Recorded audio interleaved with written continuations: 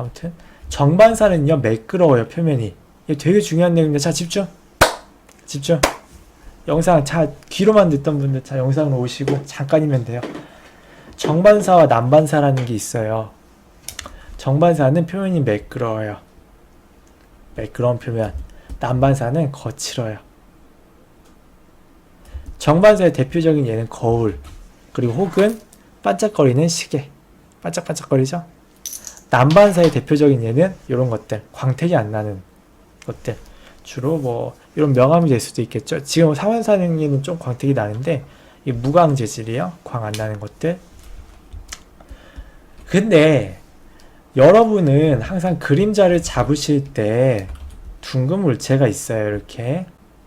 진짜 중요한 내용이에요. 어마어마한 내용. 만약에 이랬는데 위에서 빛이 오면 그림자를 어떻게 잡냐면 위에가 가장 밝고 이렇게 어두워진다 라고 배웠고 봐왔고 그렸을 거예요. 그쵸? 근데 이거는 난반사예요.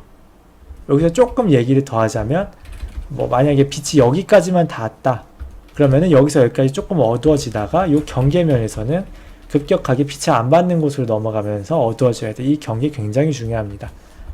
그래서 보시면은 여기도 여기 기점을 어두워지죠. 경계 생기는 거 보이죠? 이렇게 여기가 이 조명을 받는 곳과 안 받는 곳의 경계 실제로도 생겨요. 그러니까 꼭 넣어주셔야 되고 아무튼 난반사예요. 여러분들이 알고 있는 대부분의 덩어리표는 난반사예요. 그냥. 근데 정반사에 대한 이해가 없는 채로 하이라이트를 찍으니까 계속 틀리는 거예요. 예를 들어 드릴게요. 자, 동그란 쇠구슬이 있어요. 위에서 조명이 와요. 난반사다. 그럼 반이 어두워져요. 실제로 해보시면 이렇게 돼요. 경계도 꽤 진하게 생겨요. 진짜 부드럽게 뭐 이거 미술학원 가면 옛날에 입시미술학원 같은 데 가면은 저 위에서부터 이렇게 어두워져요. 이거 알려주잖아요. 이거 아니에요. 이거는 좀 더 앞쪽에서 보세요. 화살표가 이렇게 됐을 때 앞쪽에서 쏴줬을 때이고 정확히 위에서 왔을 때는 절반이 밝아지고 절반이 어두워집니다. 반달이라고 생각하면 돼요. 근데 여기서부터 여러분이 실수하는 게 뭐냐면 여기서 이제 제일 많이 틀리는 거 나와요. 이렇게 나올 텐데 여기서 실수하는 게 뭐냐. 자, 여기서 하이라이트 찍어보세요 하면은 여기다 찍어요. 여기서부터 정반사를 전혀 이해 안 하고 찍은 거고 아무리 해도 이상한 게 이것 때문이에요. 덩어리감이 안 잡혀요. 왜냐면 정반사 아까 말씀드렸죠. 거울이에요. 거울 같은 거예요. 난반사는요. 내가 이렇게 물체를 움직이면서 봐도 어두운 데와 밝은 데의 경계가 똑같아요. 근데 정반사는요. 내가 움직이면요. 밝은 부분이 막 움직여요. 시계도 마찬가지예요. 여러분 주변에 반짝거리는 물체 한번 들어서 이렇게 보세요. 내가 움직이면요. 하이라이트 위치가 변해요. 같이. 이거는 정반사의 특징이에요. 거울이니까. 거울은 빛이 움직이든 내가 움직이든 위치가 변해요. 비치는 각도에 따라서. 각도가 변하니까. 무슨 말이냐?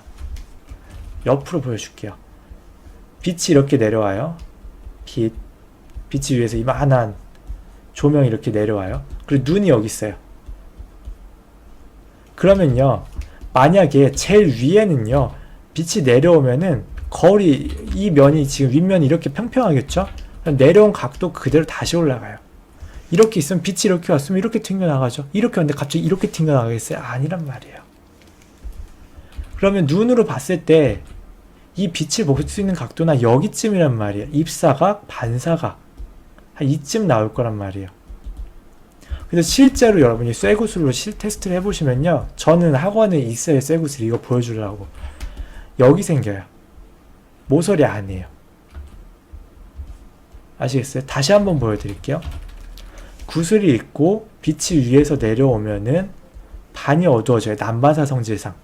근데 정반사 하이라이트는 여기가 아니라 여기는 이렇게 해서 이렇게 올라가기 때문에 안 생기고 눈이 이렇게 있으면은 반드시 비스듬한 곳에 이렇게 입사각 반사각이 맞춰서 요 위치에 생긴다는 거예요. 여기가 아니고. 만약에 구가 있는데 모서리가 밝은 것처럼 느껴지고 싶다 라고 하면 어떻게 해야 되느냐. 이 그림이 있을 때 빛이 뒤에서 와야 돼요. 눈은 여기 있고 물체가 여기 있으면은 빛이 뒤에서 역광으로 오면은 여기서 이렇게 비스듬하게 비춰서 이렇게 눈으로 가요. 알겠죠? 봐봐요. 한번 보여드릴게요. 어떻게 되냐면 조명이 있어요. 보시면은 요 손가락 날 쪽 잘 봐요. 아무것도 없죠? 비추면은 잘 보이나요 좀? 생기죠? 여기 생기는 거 보이죠? 하이라이트. 손에도 이제 수분기가 있으니까 하이라이트 생기는데 뒤로 가야 모서리에 하이라이트가 생깁니다. 앞쪽으로 가면요. 지금 약간 번들번들한 거 보이죠? 손바닥에 없다가 치운 거예요. 다시 넣으면은 번들번들한 거 조금씩 생기죠. 만약에 동그란 거 마우스예요. 번들번들한 거 앞쪽에 보이시죠? 모서리 안 생기죠? 모서리 안 생기죠? 지금 옆에 뒀어요. 근데도 완전 모서리 안 가죠? 완전 모서리로 가려면 뒤로 가야 돼요. 뒤에 있어요. 지금 이렇게. 뒤로 가면 모서리 생기죠? 좀만 완전 측면이에요. 완전 닿는 측면? 모서리로 안 가요. 자 보시면은. 그쵸? 조금 더 모서리보다 앞으로 오죠? 절대로 그래서 조명이 보통 앞에서 오는 것들을 많이 그리기 때문에 지금 이것도 납작해서 그나마 측면으로 많이 빠진 거지 동그란 거 그릴 때는 절대로 측면으로 더 안 가요. 그래서 하이라이트 잡으실 때 절대로 측면에 잡는 거 아니에요. 이거 많이들 들으십니다. 그리고 난반사는 여러분들이 아는 그건데 왜 그러냐면 얘는 빛이 오면 그냥 사방으로 퍼져요. 표면이 거칠어서. 정반사는 들어오면은 그 각도 그대로 나가요. 여기서 봐도 까맣고 여기서 봐도 까맣고 여기서 봐도 까만데 여기서 봐야만 빛이 온 것처럼 보여요. 근데 얘는 일단 들어오면은 고유색으로 팍 반사되면서 어디서 봐도 그 색깔이 나와요. 자, 끝. 유용하죠? 되게 재밌는 건 끝 아니에요. 요거 하나만 더 해줄게요. 그래서 되게 재밌는 거는 만약에 갑옷 같은 걸 이렇게 그린다. 갑옷 같은 거 이렇게 그리면은 이거 클립해서 올려드릴 거예요. 걱정 마세요. 하면은 빛이 뭐 45도 각도에서 왔다. 그러면 하이라이트가 요쯤 질 거예요. 갑옷이라기는 조금 웃기네요. 하이라이트가 그냥 난반사로 치면은 이렇게 어두워질 거예요. 약간 위쪽에서 이렇게 내려온다면. 근데 제일 밝은 데는 여기일 거고, 근데 하이라이트는 가장 가장 밝은 곳의 가운데가 아니라 이런 데 막 생기기도 하고 여기에 생기기도 하고 이런 데 생기기도 하고 그래요. 그래서 절대로 난반사상으로 가장 밝은 위치의 가운데에 하이라이트가 생기지 않는다는 뜻이에요. 아까 공도 이렇게 있을 때 반이 어둡고 위에가 제일 밝은데 하이라이트는 위에가 아니라 이쯤에 생긴다는 거죠. 알겠죠? 따로따로 계산해 줘야 되는 거예요. 난반사와. 그래서 자 계속 해볼게요. 이런 거 잡으실 때도 하이라이트 막 이렇게 잡으시는 분들 되게 많아요. 요거 틀린 거예요. 그럼 여기에 잡아야 돼, 여기에 잡아야 돼, 여기에 잡아야 돼요. 질문해 주신 분도 있는데 아무데나 잡아도 괜찮아요. 여기 잡아도요 안 어색하고요. 여기 잡아도요 안 어색하고요. 여기 잡아도 안 어색해요. 그쵸? 측면으로만 안 가면 된다는 뜻이에요. 오상준님 안녕하세요. 자, 아이고 설명 좀 했으니까 한번 읽어볼게요.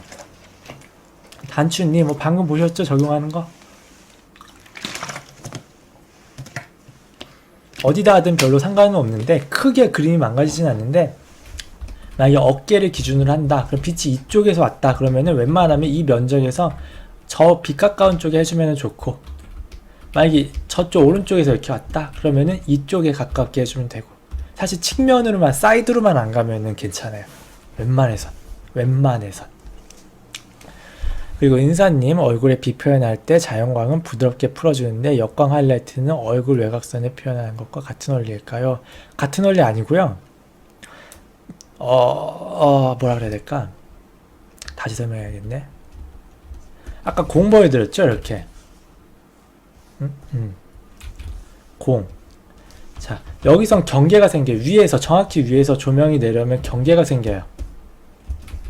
이거는요.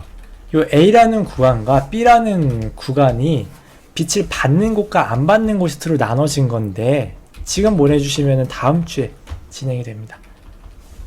지금이라도 보내주셔야 다음 주에 될 거예요. 아마 좀 보내주실 것 같아서 아무튼 근데 이 상태에서는 이 그림이 돼요. 정확히는 이렇게 나와요. 그림이. 다시 한번 보여드릴게요. 자, A라는 구간이 있고 B라는 구간이 있고 C라는 구간이 있고 D가 있고 E가 있어요. 그러면 A부터 C까지는 빛을 받아요. 다만 더 많이 받는 곳부터 덜 받는 곳, 명도차가 많이 안 나죠? 근데 C에서 D로 넘어갈 땐 경계가 생겨요. 그리고 D랑 E는 뭐 반사광이나 다른 조명에 따라 달라지겠죠? 근데 중요한 거는요, A부터 C까지의 명암 차이가 크지 않다는 것과 C에서 D로 넘어갈 때 경계가 진다는 건데, 역광이 이렇게 밝아지잖아요? 눈이 있고, 이렇게 있으면은, 이렇게 밝아지죠? 바로 이 경계가 C와 D로 넘어갈 때 이 경계인 거예요. 그래서 경계가 생기는 거고, 얼굴이 부드러운 이유는요, 이 경계가 없이 그냥 A부터 C까지만 표현한 거예요. 다 빛을 받았다고 생각하고. 요것만 구분하시면 여러분 덩어리 끝난 거예요. 이것만 이해하시면 돼요. 아, 복잡하다. 이걸 어떻게 하지가 아니라 이것만 이해하시면 끝나요. 모르겠다고 넘어가지 마시고요.